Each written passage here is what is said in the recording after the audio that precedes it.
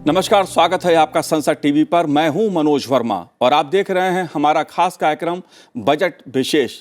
बात भारत के बजट की करेंगे। 31 जनवरी से संसद का बजट सत्र शुरू हो रहा है। राष्ट्रपति रामनाथ कोविंद जी 31 जनवरी को संसद के दोनों सदनों को संबोधित करेंगे। केंद्रीय वित्त मंत्री निर्मला सीतारमण 1 फरवरी को संसद में बजट पेश करेंगी।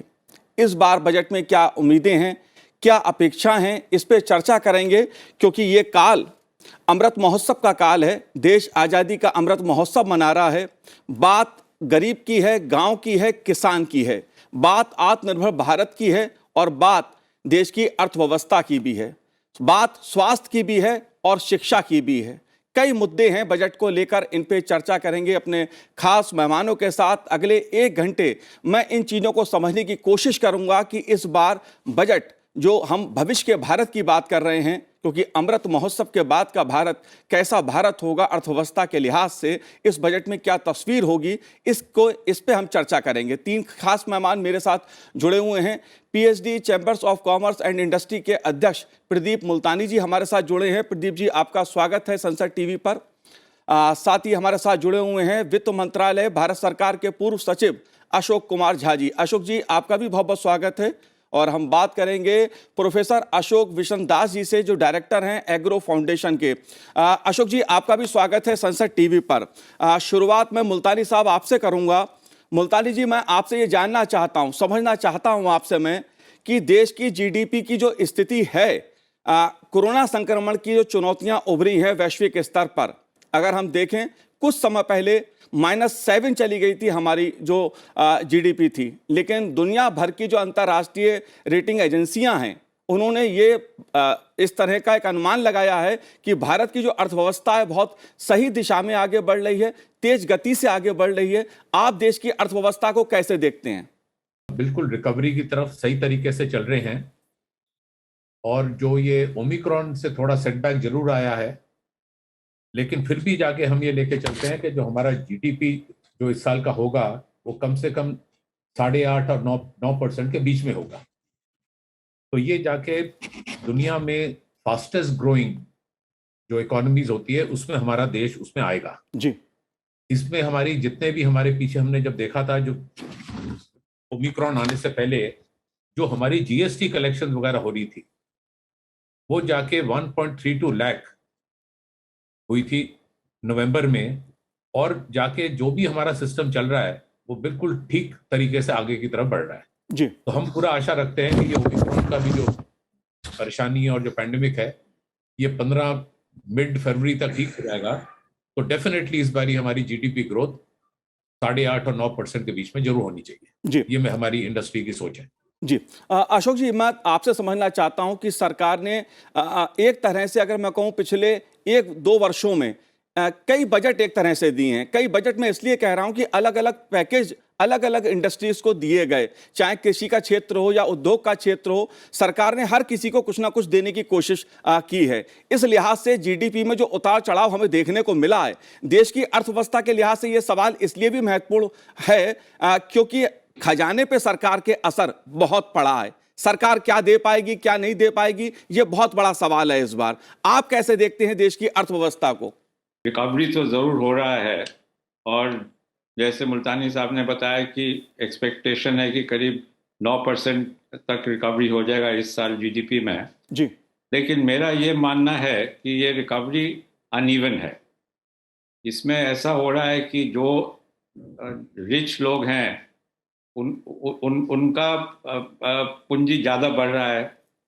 अब इसका एविडेंस ये है कि आप देखिए कि जैसे कि फैंसी कार्स हैं, एक्सपेंसिव कार्स हैं, उसका सेल्स बहुत बढ़ गया, लेकिन जो ऑर्डिनरी कार्स हैं उसका सेल्स बढ़ा नहीं।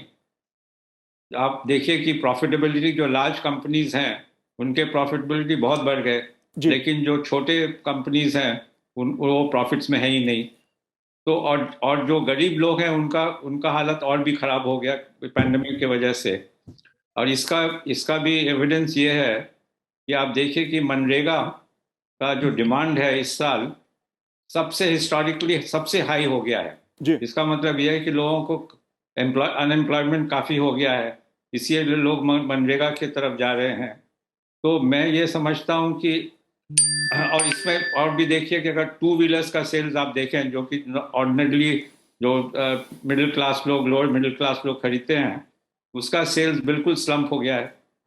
तो इससे ये जाहिर होता है कि अनएम्प्लॉयमेंट बहुत बढ़ गया है। जी और इसके अलावा कुछ और भी मुद्दे हैं अपने इकोनॉमी में जो कि हमें एक्सेप्ट करना चाहिए कि ये है मुद्दे और इस पे सोल्यूशन हमें निकालना है। और मुद्दे, एक तो मैंने बताया अनएम्प्लॉयमेंट का, दूसरा है इन्फ्लेशन अब धीरे धीरे बढ़ रहा है। जी दोनों दोनों WPI होलसेल इन्फ्लेशन और कंज्यूमर प्राइस इंडेक्स दोनों काफ़ी बढ़ रहे हैं। ऑल्दो कंज्यूमर प्राइस इंडेक्स अभी वो RBI के जो उनका जो रेंज है 2 to 6% उसके अंदर ही है, लेकिन फिर भी अब ऑयल का प्राइसेस बढ़ रहे हैं, तो इसका भी इम्पैक्ट होगा इन्फ्लेशन पे। फिर फिस्कल डेफिसिट जो है स्टेट्स और सेंटर का अगर मिला लें हम फिस्कल डेफिसिट तो करीब 11% हो गया है, तो इसका भी हमें ध्यान देना होगा। इसके अलावा अब गवर्नमेंट डेट बहुत बढ़ रहा है क्योंकि ये पैंडेमिक की वजह से काफ़ी खर्च हो रहा है पैंडेमिक की तरफ से और उतना इनकम हो नहीं रहा है। GDP लास्ट ईयर तो जैसे बताया आपने जी कि नेगेटिव GDP ग्रोथ था। तो ये जो सब समस्या हैं, इसको हल करने के लिए ये बजट जो अभी आएगा, मैं समझता हूँ कि इसमें इनके काफ़ी सुधार लाने की कोशिश करेंगे। और इसके बाद में मैं बाद में बता सकता हूँ कि इसमें क्या क्या मैं समझता हूँ कि सरकार करेगी। जी बिल्कुल, मैं समझना भी आपसे चाहूंगा, लेकिन विशन दास जी, अगर जी मैं जी GDP की बात कर रहा हूं, देश की अर्थव्यवस्था की बात कर रहा हूं, तो उसमें बहुत बड़ी भागीदारी जो है, मैं कहूं, वो कृषि क्षेत्र की है। आप कैसे देखते हैं? क्योंकि अर्थव्यवस्था जो हमारी टिकी है वो एक तरह से कृषि सेक्टर पे बहुत हद तक टिकी हुई है। बिल्कुल, आपने बिल्कुल सही कहा। जो कृषि क्षेत्र है वो बिल्कुल आधारभूत क्षेत्र है। अगर हम अपनी अर्थव्यवस्था को 3 भागों में बांटे तो प्राइमरी सेक्टर है, जो प्राथमिक सेक्टर है वो है कृषि, और सेकेंडरी है मैन्युफैक्चरिंग वगैरह, और थर्ड है जो टर्शरी सेक्टर कहते हैं, उसमें सर्विसेज आ जाते हैं, टूरिज्म वगैरह। तो हमें ये समझना है कि जब तक अगर आप कृषि क्षेत्र को मजबूत नहीं करेंगे जी तो इमारत हमारी बुलंद नहीं होगी। अब आपने 2020 के जो प्रथम तिमाही में अगर हमने देखा तो कृषि क्षेत्र ही एक ऐसा क्षेत्र था जिसमें पॉजिटिव वृद्धि दर दर्ज हुई, बाकी सब में नेगेटिव हुई, सब में नीचे गए हमारी जो अर्थव्यवस्था। तो ये एक हमारा सेविंग का है कि हमारे किसान भाइयों ने हमारी एक तरह से रक्षा की, अर्थव्यवस्था की दृष्टि से भी। जी अब इसके लिए हमें क्या करना है कि देखिए, अगर आप रॉकेट लॉन्च कर रहे हैं तो आप ऊपर से नहीं नीचे से करेंगे, क्योंकि वहीं से डिमांड जनरेट होती है। तो अगर हमारी इकोनॉमी को बिल्कुल टर्बोचार्ज करना है और बहुत ही उच्च वृद्धि दर हमें प्राप्त करनी है, तो हमें कृषि क्षेत्र को नीचे से हमारे जो रॉकेट है उसको करना है। इसका मतलब वहां रिफॉर्म्स की जरूरत है। अब वो रिफॉर्म्स क्या क्या होंगे कि सबसे पहले तो हमें कृषि क्षेत्र में एक इंफ्रास्ट्रक्चर जो फंड है उसको मजबूत करना है, हमारे जो कोल्ड स्टोरेज है उनको मजबूत करना है, हमारी जो मार्केट व्यवस्था है, जो हमारे बाजार में कमियां हैं उनको थोड़ा मजबूत करना है। किसान भाइयों को सिर्फ मुख्यतः 2 चीजें चाहिए। एक तो they should get the prices right and the market right, यानी कि उनकी जो कीमतें दुरुस्त रूप से मिले और उनके जो बाजार है वो दुरुस्त हो। अब इसके लिए जो भी करना है तो हमें कोल्ड स्टोरेज को मजबूत करना है, हमें राइस, व्हीट और ये इस तरह की जो क्रॉप्स हैं जो ट्रेडिशनल है उससे हट के हमें जो फ्रूट्स वेजिटेबल है, फिशरीज है, मिल्क है, मिल्क प्रोडक्ट है, विशन दास जी, कृषि हमारे पास एक्सपोर्ट के लिए भी बहुत जरूरी है। दैट इज और ऑर्गेनिक जो विशन दास जी, मैं कृषि क्षेत्र पे और भी बात करूंगा। बड़ा महत्वपूर्ण सेक्टर है देश की अर्थव्यवस्था के लिहाज से, किसानों के लिहाज से। प्रदीप मुल्तानी जी, सरकार के अगर पिछले बजटों की बात करूं, सरकार का पूरा फोकस गांव गरीब किसान पे रहा है। एक तरह से सरकार ने दूसरे जो सेक्टर हैं उनकी भी चिंता की है, लेकिन गांव गरीब किसान उस पे केंद्रित सरकार का बजट रहा है, गांव पर केंद्रित बजट रहा है, ग्रामीण अर्थव्यवस्था पे केंद्रित बजट सरकार का रहा है।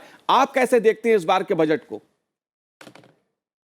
मैंने ये जो हमने पहले जो बजट आए हैं जी उसमें हमने देखा है सरकार ने किसानों के लिए कई अच्छी अच्छी स्कीमें निकाली, जैसे प्रधानमंत्री किसान सम्मान निधि, फिर एग्रीकल्चर इंफ्रा फंड भी उन्होंने बहुत जाके बजट उसका बहुत बढ़ा दिया, और हमारी जो एम्प्लॉयमेंट वगैरह के लिए उन्होंने उसमें भी बहुत इनिशिएटिव्स लिए। जी तो बहुत ज्यादा हमारी सरकार ने उसकी तरफ करा, लेकिन फिर भी जाके जो हमें करना चाहिए उसमें अभी बहुत, मेरी समझ से बहुत कुछ करना पड़ेगा, क्योंकि जब ये पीछे जब 3 फार्म लॉज भी आए तो लग तो रहा था ये बिल्कुल ये अच्छे रिफॉर्म्स की तरफ जा रहे हैं, लेकिन क्योंकि हमारे किसान भाइयों को वो ठीक नहीं लगे तो सरकार ने उनको वापस लिया। तो जो भी इनको सेटिस्फाई करना है उनको करने के लिए और किसानों की पोजीशन को बेहतर करने के लिए, अभी जिस तरह से अशोक विसनदास जी ने कहा, जी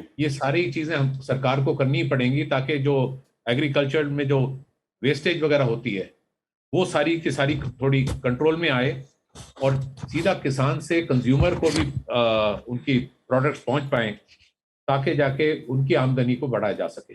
जी अशोक कुमार जी, क्या अपेक्षा क्या है? आज मैं बात करूं, गांव गरीब किसान सरकार का फोकस रहा है, लेकिन कोरोना के चलते जो चुनौतियां खड़ी हुई हैं, रोजी रोटी का सवाल है, लोगों के स्वास्थ्य का सवाल है, शिक्षा का सवाल है, आप कैसे देखते हैं ओवरऑल बजट को? आपकी क्या अपेक्षाएं, आप क्या अपेक्षा कर रहे हैं? क्योंकि अर्थव्यवस्था को भी संभालना है और लोगों की चिंता भी करनी है। नहीं, ये तो अगर आप देखें पिछले प्रीवियस बजट जितने हुए हैं सब में एग्रीकल्चर का सबसे ज़्यादा पैराग्राफ्स आता है बजट स्पीच में। इससे जाहिर है कि सरकार को चिंता है कि एग्रीकल्चर सेक्टर को अपलिफ्ट किया जाए। उसका ये भी कारण है कि वो एग्रीकल्चर सेक्टर में सबसे ज़्यादा वोटर्स भी हैं, तो हर एक सरकार को ये रहता है कि अपने वोटर्स को का ठीक ठाक वो ध्यान दें। जी तो मैं समझता हूँ कि इस बजट में भी क्योंकि अभी 5 स्टेट्स में इलेक्शन होने वाले हैं, उसमें यूपी जो सबसे बड़ा स्टेट है कंट्री का, वहाँ भी इलेक्शन होने वाले हैं, तो एग्रीकल्चर को तो काफ़ी महत्वपूर्ण दिशा से देखी जाएगी इस बजट में भी।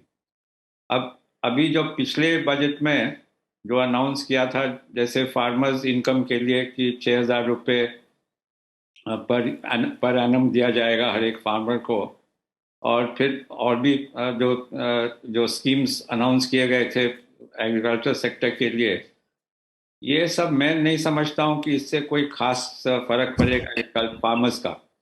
अब थोड़ा बहुत तो इनकम बढ़ जाएगा, 6,000 रुपये अगर सबको दे रहे हैं, लेकिन एग्रीकल्चर का प्रॉब्लम ज़्यादा बेसिक है जी और वो बेसिक प्रॉब्लम ये है कि प्रोडक्टिविटी जो हमारा है एग्रीकल्चर में वो बहुत ही नीचे है।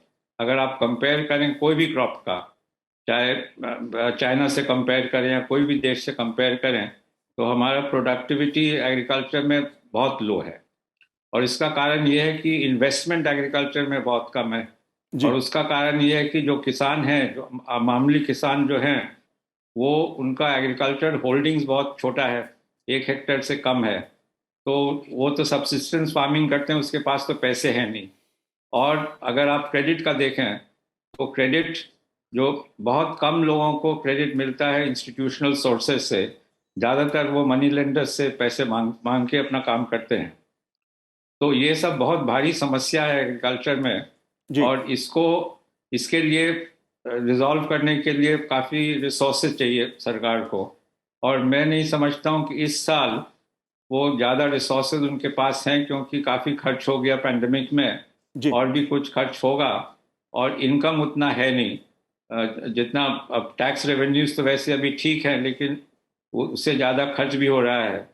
तो मैं नहीं समझता हूँ कि अनाउंसमेंट के अलावा कोई खास स्कीम्स आएंगे एग्रीकल्चर सेक्टर के लिए जिसमें कि खर्च हो, जिसमें कि फार्मर्स का इनकम बढ़े। क्योंकि अभी आप देखिए कि सबसे सरप्राइजिंग चीज़ ये हुआ कि इस साल एम्प्लॉयमेंट एग्रीकल्चर में बढ़ गया।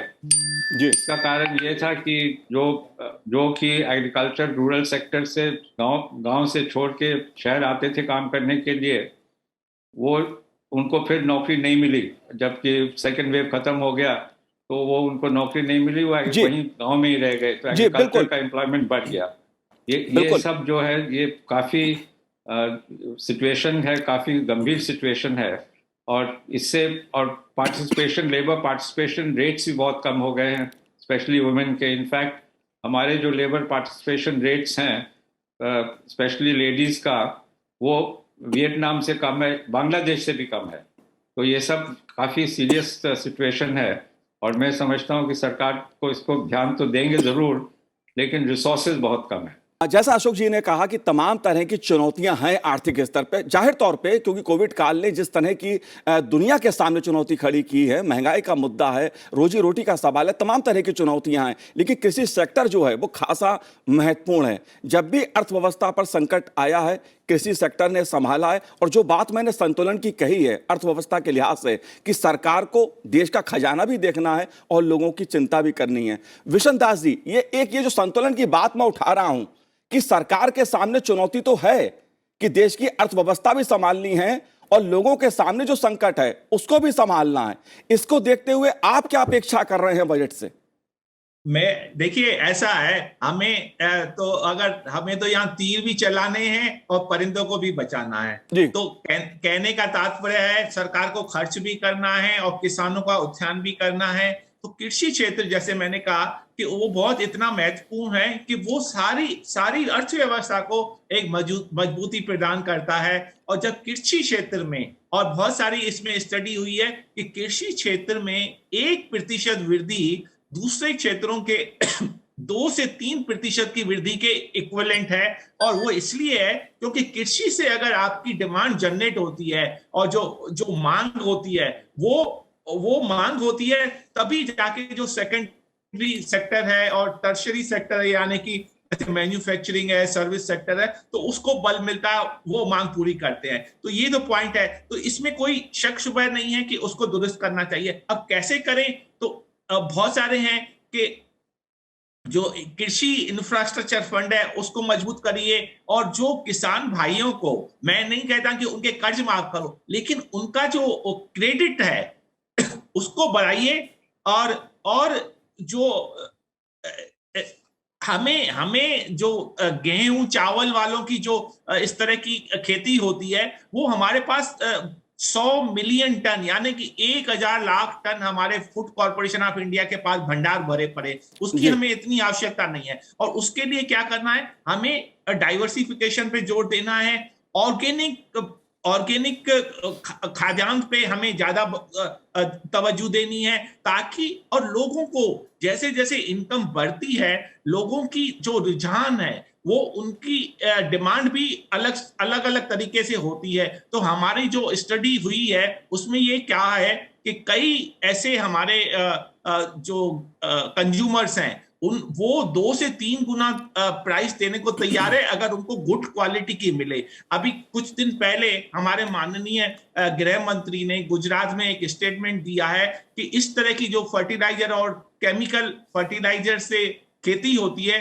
तो कई लोगों को कैंसर होता है, और उसकी बढ़ने की संभावना 50% और है। जाहिर तौर पे बात जो मैंने की जीडीपी की, अर्थव्यवस्था की बात हो या कृषि सेक्टर की बात हो, ये तीनों एक दूसरे से जुड़े हुए सेक्टर हैं। लेकिन स्वास्थ्य और शिक्षा, प्रदीप मुल्तानी साहब, स्वास्थ्य और शिक्षा कोविड काल ने देश की अर्थव्यवस्था के सामने, स्वास्थ्य का मुद्दा हो या शिक्षा का मुद्दा हो, हमेशा से अहम रहे हैं। लेकिन कोविड ने जिस प्रकार से परिस्थितियां बदली हैं, उसने स्वास्थ्य का खर्चा बढ़ा दिया, एजुकेशन सेक्टर की स्थिति बदल दी, ऑनलाइन एजुकेशन आ गई। आप कैसे देखते हैं भावी संभावनाओं को? देखिए, जो ये कोविड पैंडेमिक आया, तो नेचुरली पूरे देश की अर्थव्यवस्था पर और हेल्थ एक्सपेंडिचर पे बहुत ही ज्यादा बर्डन आया, क्योंकि जितनी हमारी ये वैक्सीनेशन वगैरह होनी थी, वो सारी की सारी उसके लिए मोटा रकम उनकी तरफ जाने पड़ी। हमारा जो ओवरऑल जो हमारा इंडिया का जो पब्लिक हेल्थ एक्सपेंडिचर होता है, वो 0.9% ऑफ जीडीपी जो 15-16 में थी, वो 20-21 में 1.1% ऑफ जीडीपी हो गई। और उनको जाके हेल्थ केयर के लिए उनको जाके प्रावधान पूरी करनी पे health services, family planning, nutrition, emergency जो ये हमारे पीएसए ऑक्सीजन प्लांट्स वगैरह, इन सब के लिए उनको जाके बहुत ज्यादा बजट वगैरह उनको उसका प्रावधान करना पड़ा।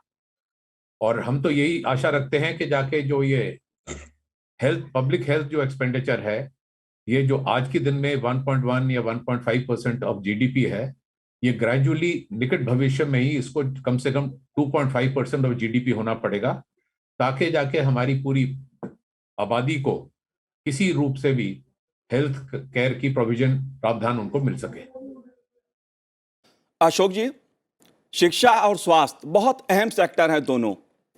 आप कैसी संभावनाएं देख रहे हैं और क्या अपेक्षा है बजट में आपको इन दोनों सेक्टरों को लेकर? जहाँ तक हेल्थ का सवाल है, ये एक तरह से तो ये पैंडेमिक की वजह से जो शॉर्टकमिंग्स हैं हमारे हेल्थ सेक्टर में, public hospitals, public health systems, इनका जो डेफिशिएंसी था वो बिल्कुल सामने आ गया। और ये जाहिर है कि अगर हमें हेल्थ देखना है, हेल्थ सेक्टर को देखना है और लोगों का हेल्थ देखना है, तो हेल्थ में ज़्यादा एक्सपेंडिचर करना पड़ेगा, क्योंकि अभी जो फिगर्स हैं कि 60% से ज़्यादा एक्सपेंडिचर जो हेल्थ सेक्टर में होता है, ये प्राइवेट पार्टीज के थ्रू होता है। यानी कि सरकार सिर्फ 30 या 40% तक ही वो हेल्थ एक्सपेंडिचर कवर कर सकते हैं। तो इसमें हेल्थ इंश्योरेंस सबको देना बहुत ज़रूरी है, क्योंकि इस वजह से, क्योंकि हेल्थ का जो बंदोबस्त है वो ठीक नहीं है, तो बहुत सारे लोग पॉवर्टी लाइन के बिलो चले गए इस 2 साल में। इनफैक्ट एक एस्टिमेट है कि करीब 230 मिलियन लोग पॉवर्टी लाइन के बिलो स्लिप हो गए पिछले 2 साल में। तो एक तो है कि हम बहुत सालों से कह रहे हैं कि हेल्थ टू जीडीपी रेशियो जो अभी 1 to 1.5% है ऑफ जीडीपी, इसको डबल करना है। लेकिन ये हम काफ़ी सालों से कह रहे हैं। हमें ये इस पैंडेमिक के वजह से कुछ अर्जेंसी आ गया है कि 3%, उससे भी ज़्यादा हमें बढ़ाना है, क्योंकि जितने और जो इमर्जिंग मार्केट्स हैं, इमर्जिंग कंट्रीज़ हैं, उसमें health expenditure 6 to 7% of GDP है। तो हमें उसमें जब तक कि एक्सपेंडिचर इंक्रीज नहीं करेंगे पब्लिक हेल्थ का, तो लोगों को बहुत तकलीफ होगी। तो उसके बाद जहाँ तक एजुकेशन का सवाल है, अब जैसे आपने बताया कि अभी ऑनलाइन एजुकेशन हो गया, काफ़ी स्कूल्स बंद हो गए, 2-2 साल से स्कूल्स बंद हैं जी। अब इसमें सबसे ज़्यादा नुकसान हुआ जो गरीब लोग हैं, क्योंकि इनके पास तो वेयरविथॉल है नहीं ऑनलाइन पढ़ने का। तो अब डेंजर ये है कि ये 2 साल इनका बर्बाद हो जाएगा इनकी ज़िंदगी में। तो इसमें भी फिर हमें ये देखना है कि अगर ऑनलाइन ही करना है, तो इनके लिए आप जो भी वेयरविथॉल है, चाहे तो टैबलेट्स हो या मोबाइल फ़ोन्स हो या लैपटॉप्स हो, ये इनको देना ज़रूरी है। और ये भी है कि इंटरनेट फैसिलिटी होना चाहिए जी। तो ये नहीं होने के कारण इनको बहुत तकलीफ हो रही है। और इसमें ज़्यादा वो जो गैप हो रहा है रिच और पुअर स्टूडेंट्स में, ये और ज़्यादा बढ़ते जाएगा। जी। विशन दास जी, अगर मैं कल्याणकारी योजनाओं की बात करूं, सरकार ने अपने बजट का एक बड़ा हिस्सा हमेशा इस पे खर्च किया है। आप कैसे देखते हैं? क्योंकि कल्याणकारी योजनाएं, चाहे किसान सम्मान निधि की बात हो या दूसरी योजनाओं की, देखिए ऐसा है कि इसमें जो किसानों को, जो मेरी राय है यह है कि किसानों को इंफ्रास्ट्रक्चर और क्रेडिट और उनको जो मार्केट में प्राइसेस है और उनकी ज्यादा होनी चाहिए। और नई स्कीमें, जैसे बहुत सारे, मैंने एक स्टडी की थी गुजरात में, तो जैसे किसान भाइयों के जो खेत है उसमें 12-12, 13-13 फीट के ऊपर पे आप सोलर ट्री लगा दीजिए। उससे बाकी जो खेती बाड़ी साथ साथ होती रहेगी, लेकिन उससे फोटोसिंथेसिस और धूप वगैरह नहीं रुकेगी, तो सोलर एनर्जी जनरेट होती है, उसकी मार्केट वैल्यू है, उससे क्लीन एनर्जी भी होगी। लेकिन उसको सरकार के लिए कोई ऐसी स्कीम बना के उसको किसान भाइयों को कुछ सब्सिडी देनी पड़ेगी। और दूसरा ये है जो हमारे देश में फर्टिलाइजर यूज है, केमिकल फर्टिलाइजर, वो बहुत ज्यादा हो रहा है और जितनी आवश्यकता नहीं है उससे ज्यादा हो रहा है। उसका तरीका उसका ये है, क्योंकि जो फर्टिलाइजर का यूरिया पोर्शन है उसकी प्राइसेस फिक्स है, मार्केट प्राइस किसी भी हो, और वो 5,360 पर टन के बेसिस पे देते हैं, जो बहुत साल पहले फिक्स हुई थी। उसकी वजह से किसान भाई को पता नहीं चलता, वो ओवर यूज करते हैं, और उससे हमारी जो जलवायु और कैंसर पेशेंट ज्यादा होते हैं। तो मुझे लगता है कि उसको हटा के आप पर हेक्टेयर बेसिस पे वो सब्सिडी दीजिए। तो मेरी एक कैलकुलेशन है जिसमें करीब करीब 6,000 अगर पर हेक्टेयर दे दे और सब्सिडी हटा दें, तो उसके दो फायदे होंगे। एक तो किसानों की आय बढ़ेगी, क्योंकि कुछ ऐसे हमारे किसान हैं जो जिनको अपनी खेती कम है, लेकिन उनको वो कुछ पैसा नहीं मिलता है। और दूसरा, हमारा जो प्रदूषण है वो कम होगा, कैंसर कम होगा, और सबसे तीसरा ये है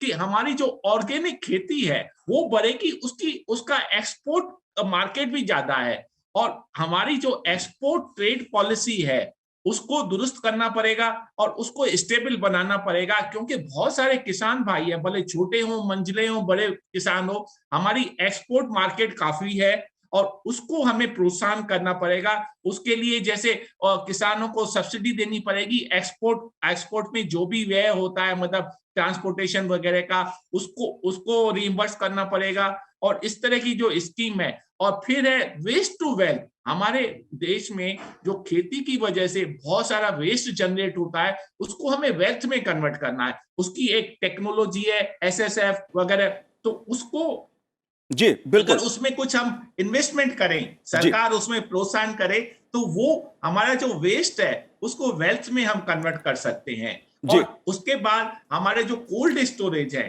तो अगर कोल्ड स्टोरेज है और जो दूसरे इस तरह के हैं, उसको दुरुस्त करना पड़ेगा, ताकि अगर किसान गेहूं चावल से फ्रूट्स वेजिटेबल वगैरह पैदा करते हैं, तो उसमें क्या होता है कि उसमें हमें cold storage vision Das ji, और उसके लिए किसानों को विशन दास जी, और ये बात सही है विशन दास जी, ये बात सही है। सरकार ने कृषि क्षेत्र के लिए, किसानों के लिए तमाम कल्याणकारी योजनाएं शुरू की हैं, लेकिन सरकार ने महिलाओं के लिए, गरीबों के लिए, हर किसी के लिए कुछ ना कुछ एक कल्याणकारी योजना शुरू की। लेकिन बात MSME सेक्टर की मैं करूं तो प्रदीप मुल्तानी साहब, आत्मनिर्भर भारत की बात हो रही है, सवाल आत्मनिर्भर भारत का है, देश की अर्थव्यवस्था का है, और उसमें MSME सेक्टर की भूमिका बहुत महत्वपूर्ण है। सरकार ने लगातार प्रयास किया है कि सस्ते कर्ज मिले और MSME सेक्टर जो है उसका उत्पादन बढ़े। आप कैसे देखते हैं? बिल्कुल सही है जी। MSME जो सेक्टर है वो लगभग 30% अब इंडिया की GDP को कंट्रीब्यूट करता है। और जो इनके जो MSME रिलेटेड प्रोडक्ट्स जो टोटल एक्सपोर्ट्स में हैं, जो 18-19 का हमारे पास आंकड़े जो हैं, वो लगभग 48% कंट्रीब्यूशन था MSME से। और MSME जो यूनिट्स हैं वो जाके 11 करोड़ लोगों को नौकरियां देते हैं। और जो MSME सेक्टर ये है, 95% जो ऑफ जितने इंडस्ट्रियल यूनिट हैं वो सारे MSME में आते हैं, और 50% ऑफ एक्सपोर्ट्स भी ये लोग को कंट्रीब्यूट करते हैं। जैसे मैंने बताया कि भाई, लेकिन जो इशू है वो MSME सेक्टर है जो है, माइक्रो और स्मॉल एंटरप्राइजेस जो हैं वो मेनली फूड में, वो तब खाद्य पदार्थ, एग्रीकल्चर सेक्टर, तो ये जाके मेनली जाके जो माइक्रो और स्मॉल है वो इसमें हैं, और जो मीडियम साइज है वो automobile, pharma, textile, chemical sector में मेनली है। और जो सरकार ने जो पीछे जो 2 साल के अंदर जो एक emergency credit line guarantee scheme निकाली थी, जिसमें कोलैटरल फ्री लोन्स मिल रहा था MSME को, वो स्कीम बहुत ही बढ़िया थी। लेकिन वो इस साल 31 मार्च को खत्म हो रही है। तो हम आशा रखते हैं कि हमारी फाइनेंस मिनिस्टर उसके लिए कम से कम 1 साल या 2 साल के लिए उसको भी एक्सटेंड करें, क्योंकि आज जाके फाइनेंस टू द इंडस्ट्री जो MSME सेक्टर है वो उनको बहुत ज्यादा इफेक्ट कर रहा है। और मैं जाके ये भी कहना चाहूंगा MSME के बारे में कि जो ये MSME सेक्टर है, इसको जाके इस समय जो बहुत ज्यादा जरूरत है कि गवर्नमेंट कुछ प्रोक्योरमेंट की भी रिजर्वेशन MSME सेक्टर के लिए रखे, ताकि जो ये उत्पाद जो भी प्रोडक्शन कर रहे हैं उसके लिए मार्केट में डिमांड हो। जी तो इसके लिए बहुत जरूरी है कि जो रूरल इंडिया है और जो हमारी पब्लिक है उनके हाथ में पैसा और हो, डिमांड क्रिएशन होनी चाहिए, ताकि जाके जो हमारे एमएसएमई सेक्टर है वो जाके थ्राइव कर सके और आगे बढ़ पाए।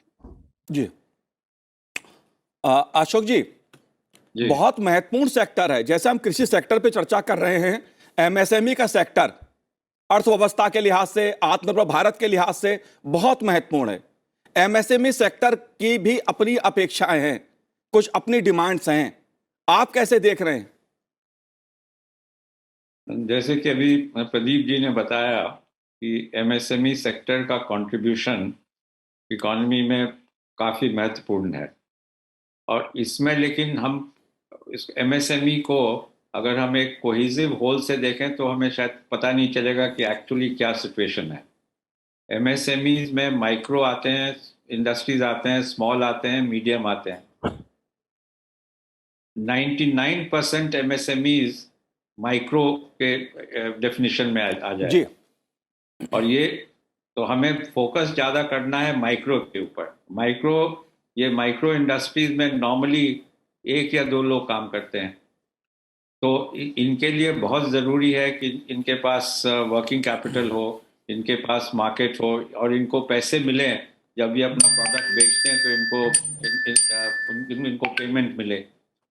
तो ये क्योंकि अभी जो फिगर्स हैं, सिर्फ 3% एमएसएमईज को इंस्टीट्यूशनल क्रेडिट मिलता है। जी 3% सिर्फ, बाकी 97% को इनफॉर्मल सोर्सेज से उनको क्रेडिट लेना पड़ता है। तो एज इट इज़ ये लोग इनका फाइनेंशियल सिचुएशन अच्छा नहीं है। तो इनके लिए सबसे मोस्ट इम्पॉर्टेंट जो आइटम होगा मेरे ख्याल से वो ये है कि इनको क्रेडिट दिया जाए। अब बैंक्स इनको क्रेडिट नहीं देते हैं नॉर्मली, क्योंकि ये बहुत छोटे हैं, इनके पास पूंजी नहीं है सिक्योरिटी लगाने के लिए। तो ये फिर वापस मनी लेंडर के पास चले जाते हैं।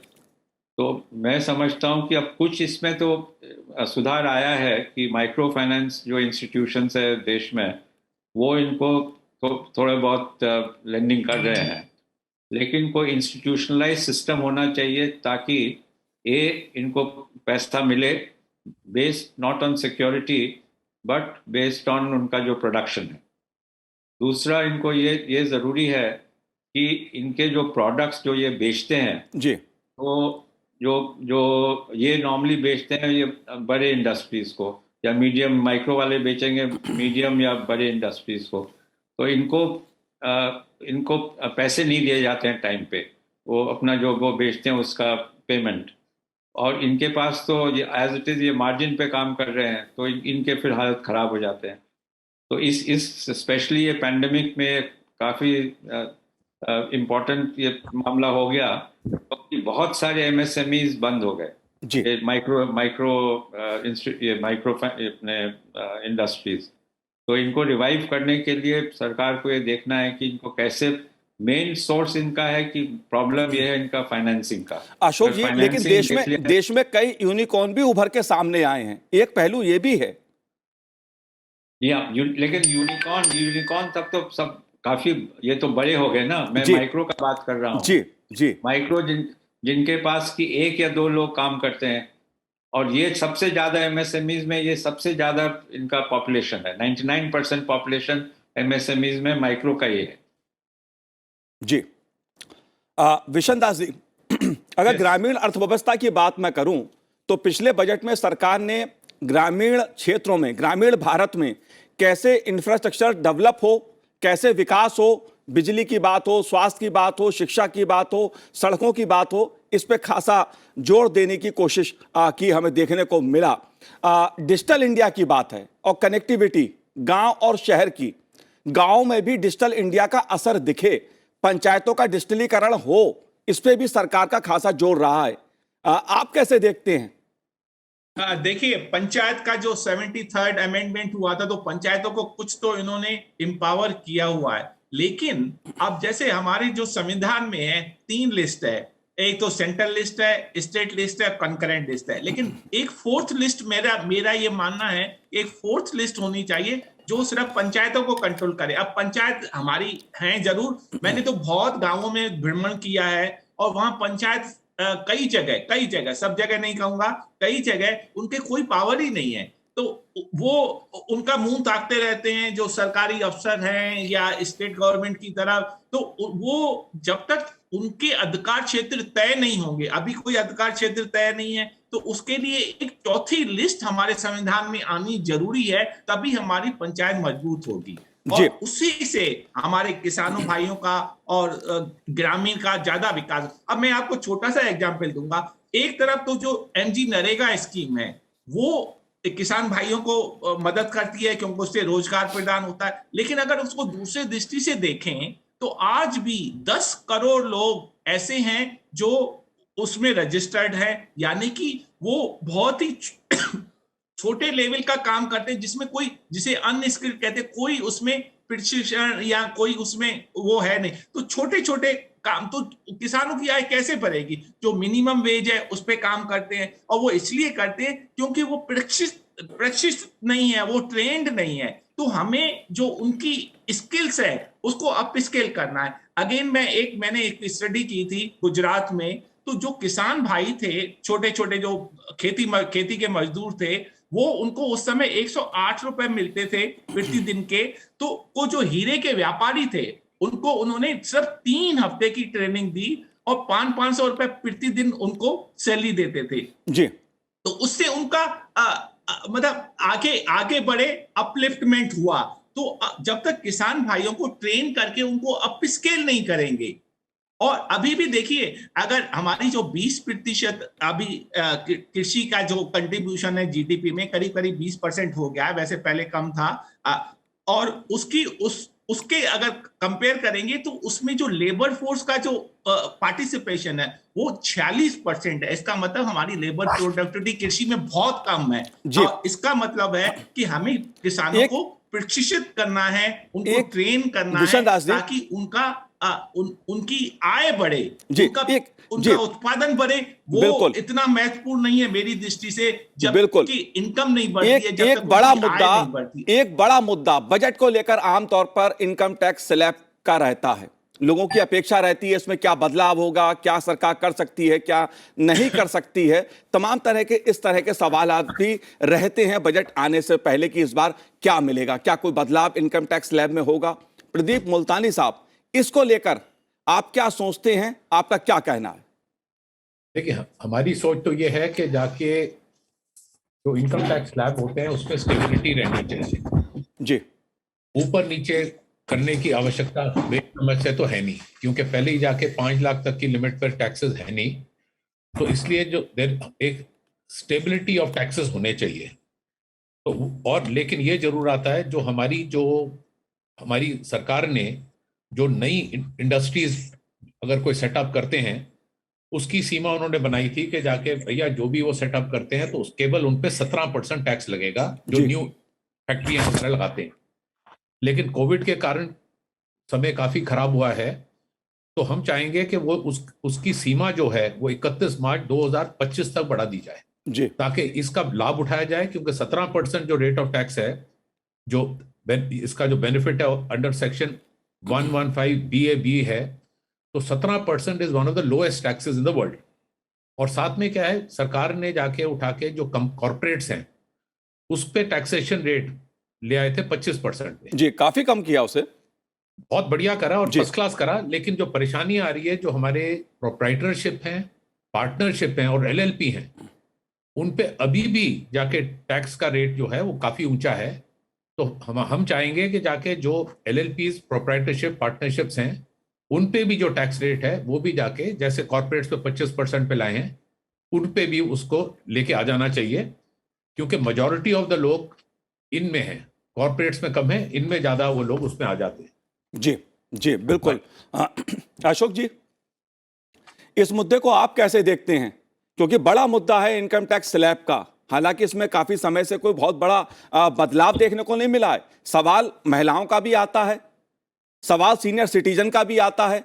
आप कैसे देखते हैं? क्योंकि इस समय वर्क फ्रॉम होम की भी बात हो रही है, इसको लेकर भी चर्चा है। नहीं, ये तो मैं समझता हूँ कि सरकार को रिसोर्सेज तो इंक्रीज करना बहुत ही ज़रूरी है, क्योंकि एक्सपेंडिचर बढ़ रहा है सब तरफ। लेकिन जहाँ तक टैक्सेशन का सवाल है, अब जैसे मुल्तानी साहब ने बताया अभी, कॉर्पोरेट टैक्सेस ऑलरेडी रिड्यूस किया गया था 1-2 साल पहले, और अभी वो काफ़ी लो हैं। इससे ज़्यादा लो तो मेरे ख्याल हो नहीं सकता। अब नया मैन्युफैक्चरिंग यूनिट्स के लिए 17% सरकार ने किया है, जो कि इंटरनेशनली अगर कंपेयर किया जाए तो बहुत ही फेवरेबल कंपैरिजन है इंडिया का। तो कॉर्पोरेट टैक्सेस तो नीचे हो नहीं सकता मेरे ख्याल से।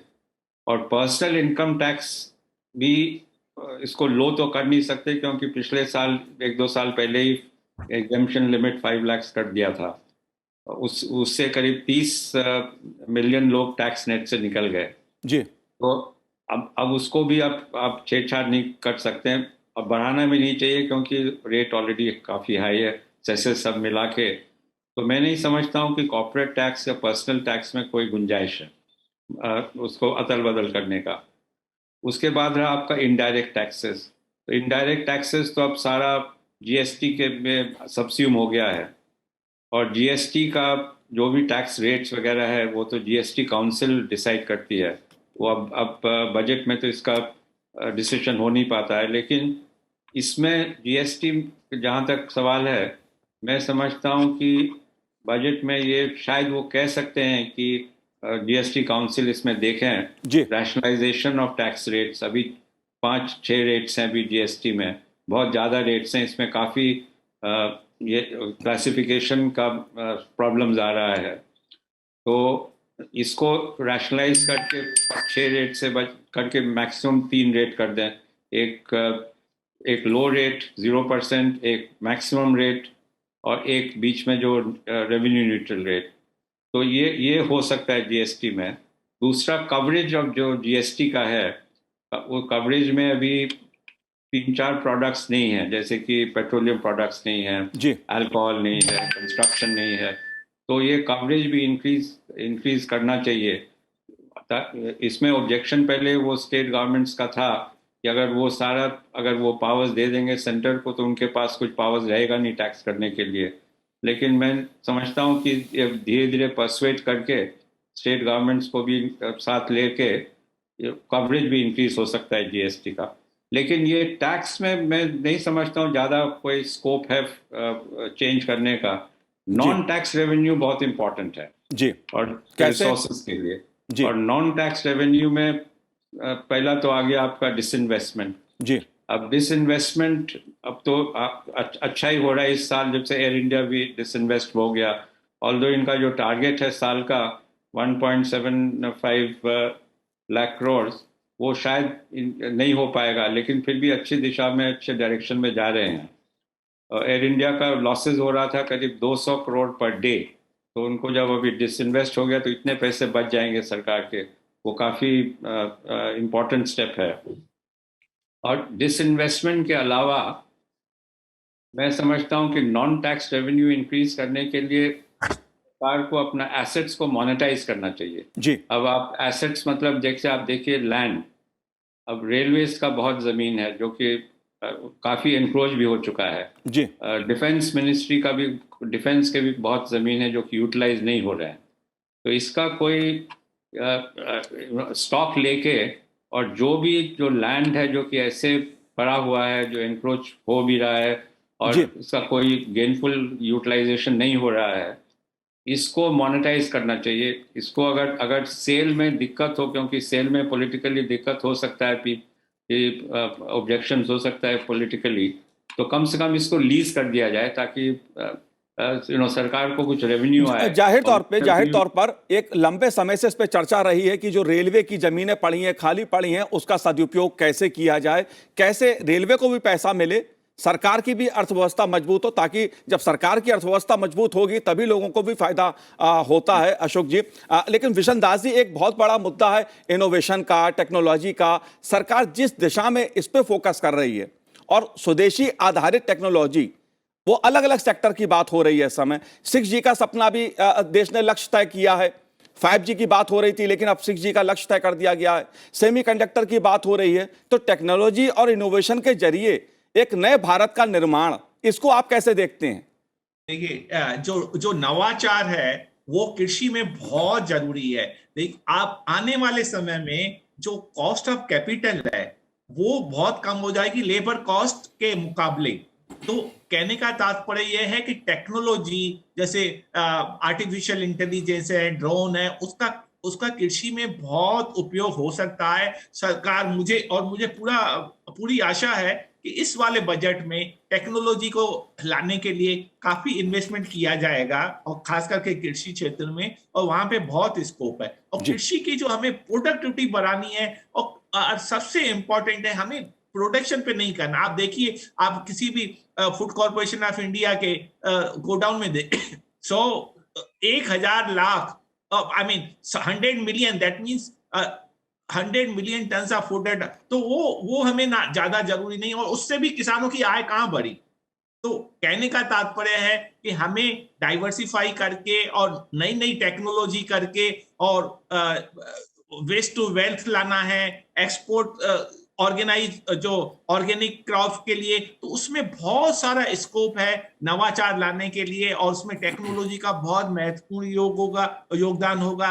हमारे अभी जो कृषि अनुसंधान केंद्र है, वहां पे जो रिसर्च होती रहती है उसका कोई किसानों को पता ही नहीं चलता है, और वो टेक्नोलॉजी का अभाव के कारण उनको कुछ भी नहीं पता चलता है। तो एक तो कम्युनिकेशन, और फिर वो जो कनेक्टिविटी है उसकी वजह से किसान भाइयों को, तो हमारे जो रिसर्च होती रहती है वो हमें लेबोरेटरी टू लैंड लाना है, और उसके लिए टेक्नोलॉजी बहुत बहुत महत्वपूर्ण होगी। और मेरी आशा है कि इस बार बजट में टेक्नोलॉजी पे बहुत ज्यादा एम्फेसिस होगा, उस पर बहुत सारा रुझान भी होगा, और उसकी तवज्जो दी जाएगी, क्योंकि वो उसके बिना अभी हमारी खेती और हमारा जो कृषि का इतना विकास नहीं होगा। और मेरा पूरा विश्वास है कि इस तरह की अगर टेक्नोलॉजी लाएंगे तो कृषि क्षेत्र में इसीलिए विशनदासी देखने को मिल रहा है कि आज आसमान से लेकर जमीन तक भारत टेक्नोलॉजी के मोर्चे पर, इनोवेशन के मोर्चे पर खासा उस पर जोर दे रहा है, फोकस कर रहा है, आर्थिक दृष्टि से भी, इन्वेस्टमेंट की दृष्टि से भी। लेकिन प्रदीप मुल्तानी जी, अगर बात मैं रक्षा क्षेत्र की करूं, आपसे समझना चाहूं, जिस तरह से स्वदेशी आधारित निर्माण को, आत्मनिर्भर भारत के निर्माण को बढ़ावा दिया गया है पिछले कुछ अरसे में, उसे आप कैसे देखते हैं? नहीं, आत्मनिर्भर भारत और जो डिफेंस का जो हमारा एक्सपेंडिचर है, हम खुद देखते हैं कि हम बहुत ज्यादा, हमारा बजट का एक्सपेंडिचर उस तरफ जा रहा है।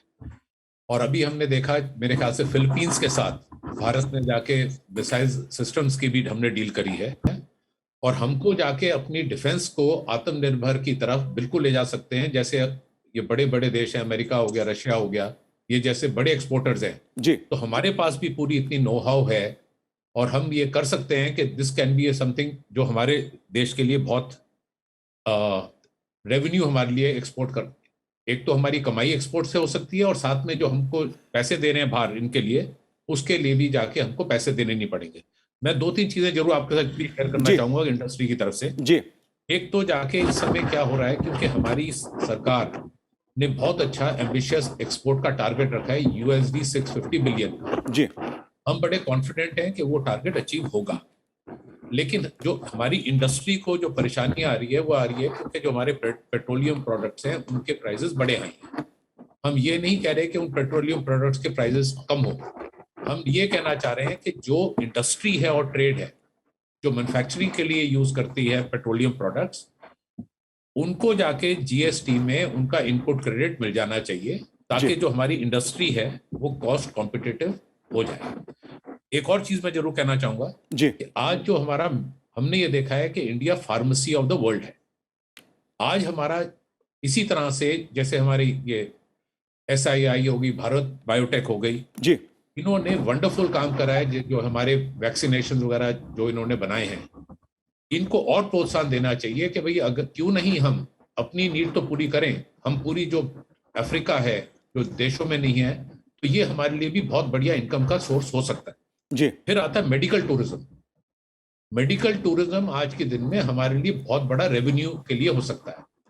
अब दिक्कत हमारी जो हॉस्पिटल वालों को आ रही है कि यहाँ पर जमीन वगैरह बहुत महंगी है, तो एक पब्लिक प्राइवेट पार्टनरशिप हो सकती है जहां जमीन जो सबसे महंगी है वो सरकार इनको दे, प्राइवेट सेक्टर को, वो उस पे जाके बिल्ड करे, अपना पैसा लगाए, और जहां से भी एफडीआई वगैरह लानी है वो लेके आए। उससे जाके भी हमारी जो फॉरेन एक्सचेंज वगैरह बहुत अच्छी आ सकती है और बहुत रेवेन्यू हो सकता है जी। और ये जो फॉरेन एक्सचेंज वो लेके आए उसका टैक्स नहीं लगना चाहिए। और फिर मैं ये कहना चाहूंगा, क्योंकि इंडस्ट्री से हम आते हैं, पीएचडी चेंबर से, जी। हम ये चाहते हैं कि एक्सपोर्ट्स को मोमेंटम देने के लिए 3 साल के लिए जो एमएसएमईज हैं उन पर जाके एक्सपोर्ट इनकम पे उसको टैक्स फ्री करें। मैं फ्यूचर की बात कर रहा हूं जी। और इसके अलावा जो हमारी लार्ज इंडस्ट्री है वो जितनी एडिशनल एक्सपोर्ट करती हैं उस पे टैक्स फ्री हो, क्योंकि इस समय मेजर थ्रस्ट हमारा होना चाहिए एक्सपोर्ट के लिए। और हमने देखा है कि रॉ मटेरियल कीमतें वगैरह काफी बढ़ गई हैं, तो इसलिए जाके जो भी बेसिक कस्टम ड्यूटी है सिर्फ रॉ मटेरियल पे, फिनिश गुड्स की बात नहीं कर रहा, जी। क्योंकि हमें फिनिश गुड्स इंपोर्ट कम से कम करने चाहिए डोमेस्टिक इंडस्ट्री को प्रोत्साहन देने के लिए, आत्मनिर्भर भारत बनने के लिए। तो जो रॉ मटेरियल पे जो अपनी ड्यूटी है, बेसिक कस्टम ड्यूटी, उसको 50% से घटा देनी। अशोक जी, जो आयात निर्यात का मुद्दा है, इसके एक संतुलन का विषय हमेशा आता है, इसको आप कैसे देखते हैं? क्योंकि तमाम सेक्टर ऐसे हैं जिसमें आयात के तौर पे भारत को निर्भर रहना पड़ता है, ऐसी तमाम चीजें हैं। आप कैसे देखते हैं इस फ्रंट पर, जो आयात निर्यात का जो आर्थिक फ्रंट है, इस पे क्या कदम उठाने चाहिए? नहीं, अब एक्सपोर्ट का जो जहाँ तक मामला है, अभी मुल्तानी जी ने बताया कि टारगेट है 650 बिलियन अगले साल का, और ये अचीव हो जाएगा क्योंकि इसमें 400 बिलियन है फॉर गुड्स और 250 मिलियन है फॉर सर्विसेज। जी। तो ये काफ़ी कॉन्फिडेंट है अब हमारे लोग, ये टारगेट अचीव हो जाएगा। इसमें जो प्रदीप जी ने कहा एक चीज़ अबाउट टैक्स फ्री होना चाहिए एक्सपोर्ट इनकम, इसमें एक्चुअली पहले था, शायद आपको ख्याल होगा कि सॉफ्टवेयर एक्सपोर्ट्स पहले टैक्स फ्री था, इनकम टैक्स फ्री था, लेकिन इसमें वो WTO वायलेट कर रहा था, WTO का नॉर्म्स। तो कुछ देशों ने हमें वो डिस्प्यूट सेटलमेंट में ले गए WTO में, और हमें इसमें इसलिए वो इनकम टैक्स जो फ्री था वो हटाना पड़ा। तो मैं नहीं समझता हूँ कि वो टैक्स फ्री करने से फिर WTO कंप्लायंट हम शायद ना हो, लेकिन इसके दूसरे तरीके हैं एक्सपोर्टर्स को कॉम्पेंसेट करने के लिए। और इसमें सबसे ज़्यादा तो ये है कि बहुत सारे एक्सपोर्टर्स हैं जिनको की तकलीफ होती है कुछ अपना इनपुट इंपोर्ट करके फिर उसको एक्सपोर्ट प्रोडक्ट में कन्वर्ट करने के लिए। जी। तो ये सिंप्लीफिकेशन ऑफ प्रोसीजर्स जो हैं ये बहुत ज़रूरी है। अब आजकल एक्सपोर्ट्स मेनली ये ग्लोबल वैल्यू चेन्स के थ्रू होते हैं, तो और ग्लोबल वैल्यू चेन्स का ये सिस्टम रहता है कि वो एक देश में एक कंपोनेंट आया, दूसरे देश से दूसरा कंपोनेंट आया, उसको असेंबल किया, तीसरे देश में गया, थोड़ा वहाँ असेंबल हुआ, फिर वापस आ जाता है ओरिजिनल कंट्री में, फिर वहाँ से पूरा असेंबल होकर एक्सपोर्ट होता है। तो इसके लिए गुड्स को काफ़ी up and down country to country जाना पड़ता है, मूवमेंट होता है गुड्स का। तो इसके लिए इंपोर्ट ड्यूटीज कम से कम होना चाहिए, नहीं तो वो जो ग्लोबल वैल्यू चेन्स हैं हमें उसका एडवांटेज नहीं मिल पाएगा। जी। और मैं इसको फ्लैग कर रहा हूँ क्योंकि पिछले कुछ सालों में इंपोर्ट ड्यूटीज बढ़ गए हैं। 1991 के बाद जबकि रिफॉर्म शुरू हुआ, उसके बाद ग्रेजुअली इंपोर्ट ड्यूटीज कम होते रहे हैं, लेकिन अब पिछले कुछ साल में थोड़ा इंपोर्ट ड्यूटीज बढ़ रहे हैं। तो इसका हमें ध्यान देना पड़ेगा। इसमें कोई डिसएडवांटेज तो हमारे एक्सपोर्टर्स को ना होना चाहिए, ये ख्याल करके हमें देखना चाहिए। जी। एक बड़ा मुद्दा ग्रीन एनर्जी का रहा है अशोक जी। इसको आप कैसे देखते हैं, क्योंकि इसको अंतर्राष्ट्रीय स्तर पे भारत ने काफी आगे बढ़कर पॉजिटिव ढंग से आगे लिया है। ग्रीन एनर्जी का जो मुद्दा है, इसको आप कह सकते हैं, इससे जुड़ा जो रिन्यूएबल एनर्जी का सेक्टर है, इसमें कुछ संभावना आप देख रहे हैं क्या? इसमें ग्रीन एनर्जी में बहुत स्कोप है। जैसे अगर हम सोलर एनर्जी के लिए अगर खेतों के बीच में 12 से 15 फीट तक अगर हम सोलर ट्री लगा दें तो वो बहुत ग्रीन और क्लीन एनर्जी मिलेगी, और उससे क्या होगा कि किसानों की आय बढ़ेगी उसको, और जो रेजिडूस होते हैं, जो अवशेष बचते हैं किस एक फसल से दूसरी फसल में का जो समय अंतराल होता है, तो उसके लिए जो वेस्ट है उसको हमें वेल्थ में कन्वर्ट करना, उसमें टेक्नोलॉजी है, कई देश कर भी रहे हैं। तो वहां पे हमें इन्वेस्टमेंट लाना है, और उससे क्या है कि हमारी ग्रीन एनर्जी और क्लीन एनर्जी होगी, उससे हमारी बीमारियां भी कम होंगी। जी बिल्कुल। एक स्टडी ने कहा है कि आखिरी संक्षेप में अशोक जी से इस पे कमेंट लेना चाहता हूं। अशोक जी, विशन दास जी आपने बहुत अच्छे से उसको बताया ग्रीन एनर्जी का कैसे उपयोग हो सकता है। अशोक जी, आप कैसे देखते हैं इस फ्रंट को, क्योंकि बहुत महत्वपूर्ण सेक्टर है रिन्यूएबल एनर्जी का? नहीं, रिन्यूएबल एनर्जी तो हमें इसमें फोकस तो देना बहुत ही ज़रूरी है, क्योंकि जो भी क्लाइमेट चेंज वगैरह का जो अब ये मामला चल रहा है, और हमने इसमें, हमारे प्रधानमंत्री जी ने भी इसमें काफ़ी इंटरेस्ट लेके अनाउंस किया कि रिन्यूएबल एनर्जी के ऊपर ही हम ज़्यादा फोकस करेंगे, और 2070 के बाद सारा एनर्जी रिन्यूएबल एनर्जी ही होगा। जी। तो इसके लिए हमें तो धीरे धीरे स्टेप्स लेना पड़ेगा। बिल्कुल, जाहिर सी बात है। इसका जो अभी कॉस्ट अभी इसका काफ़ी है, लेकिन मैं समझता हूँ कि जैसे कि टेक्नोलॉजी का इम्प्रूवमेंट हो रहा है तो धीरे धीरे कॉस्ट भी कम होते जाएगा, और ग्रीन एनर्जी की तरह हमें जाना बहुत ही जरूरी है।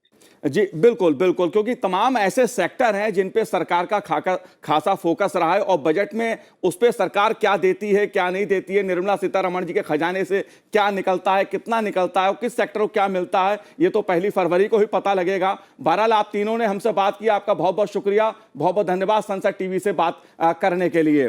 तो बहुत महत्वपूर्ण एक मुद्दा रहेगा इस बार कि सरकार गाँव गरीब किसान के साथ साथ जो बजट के साथ साथ दूसरे सेक्टर्स हैं, क्योंकि कोविड की चुनौती देश के सामने रही है, सवाल देश की अर्थव्यवस्था का भी है, सवाल आम आदमी की जेब का भी है। तो आज हमारे इस खास कार्यक्रम में इतना ही, मुझे दीजिए आज्ञा, नमस्कार। नमस्कार।